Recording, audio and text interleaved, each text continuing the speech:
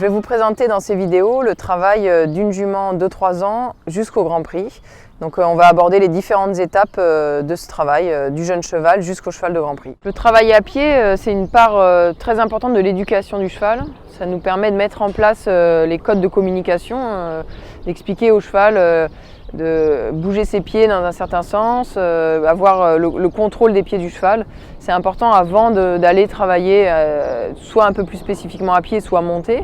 Cette première partie à pied, de travail à pied, où vraiment on va d'abord capter l'attention du cheval, c'est-à-dire pouvoir travailler vraiment avec l'attention et la connexion, que le cheval soit attentif à moi, que je sois capable de retrouver son attention, que l'attention soit tournée vers le cavalier. Et ensuite bouger les hanches dans un sens, bouger les épaules, ensuite combiner. Lorsque j'ai bien les différentes parties du corps du cheval, je vais pouvoir combiner, bouger de façon latérale et décomposer pour ensuite recombiner, ça c'est important. Et c'est important que le cheval accepte de bouger ses pieds dans différentes situations et dans différents sens. Ensuite, on a travaillé beaucoup avec cette jument sur la désensibilisation. C'était important de la désensibiliser, donc de l'habituer à différentes stimulations. L'important, c'est d'apprendre au cheval à réagir. C'est-à-dire que je ne peux pas l'exposer à tout, je ne pourrais pas tout lui montrer. Mais par contre, je veux qu'elle apprenne à réagir d'une façon qui va m'être plutôt bénéfique et qui va lui être aussi bénéfique.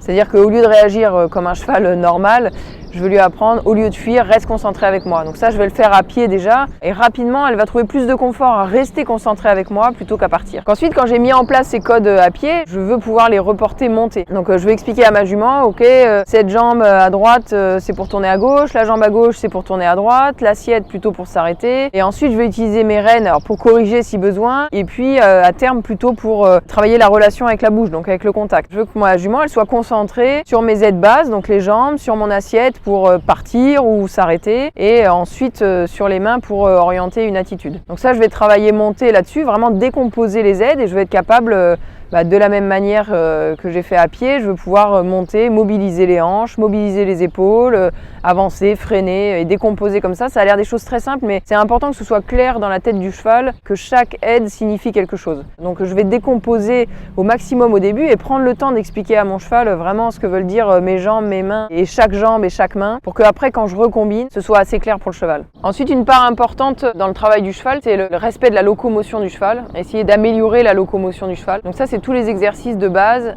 qui vont permettre au cheval de s'utiliser correctement. Parce qu'une fois que j'ai mis les codes en place d'équitation, je veux pouvoir utiliser ces codes pour apprendre à mon cheval l'équitation, c'est-à-dire apprendre à mon cheval à se déplacer de façon qui respecte son physique. Ça, c'est important parce qu'après, quand je veux, d'autant plus en dressage, mais c'est aussi valable en CSO, quand je veux utiliser mon cheval pour faire du sport, dans des choses qui vont le mobiliser un peu plus, il faut qu'il ait un physique solide et qu'il utilise son physique tous les jours de façon optimale. Donc c'est des exercices de base, du stretching, mais aussi du renforcement musculaire, aller mobiliser les différentes parties à droite, à gauche, équilibrer son travail entre la main droite, entre la main gauche, travailler de temps en temps sur des attitudes plus dépliées, puis de temps en temps sur des attitudes plus repliées, pour que le cheval soit vraiment capable de faire tout et n'importe quoi, je dirais, avec son physique, et qu'il puisse développer une harmonie musculaire qui lui permettent ensuite d'aller vers des mouvements plus spécifiques. Donc quand j'ai tous les codes en place sur mon cheval, je vais aller lui apprendre les exercices spécifiques. Donc ça, c'est de l'apprentissage pur.